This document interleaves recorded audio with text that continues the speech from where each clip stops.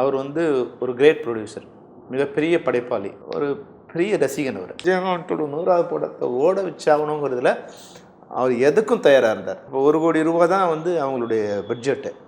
அப்புறம் 1.25 கோடி ரூபா வரைக்கும் போகலாம். 100வது படமாக இருக்கிறதால 1.25 கோடி ரூபா வரைக்கும் போகலாம் அப்படின்னு அவங்க வந்து எங்களுக்கு அந்த ஒரு லிவரேஜ் கொடுத்துருந்தாங்க. ஆனால் படம் முடிக்கும்போது எங்களுக்கு வந்து 1.5 கோடி ரூபா பட்ஜெட்டு.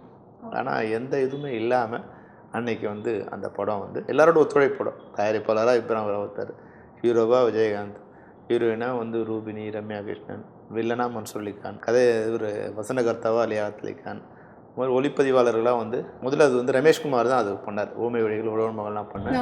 அவர் தான் வந்து முதல்ல அவர் பண்ணார். அதுக்கப்புறம் வந்து ஒரு ஷெட்யூல் முடிஞ்ச பிறகு ஒரு 10-15 போலீஸ் ஸ்டேஷன் ஃபைட்லாம் அவர் தான் பண்ணார். அப்புறம் ஃபாரஸ்ட் ஷூட் போகும்போது கண்டினியூஸாக 60 நாள் 70 நாள் வெளியே இருக்கணுங்கிற ஒரு இது வந்து வேறு இதில் அவர் வர முடியல.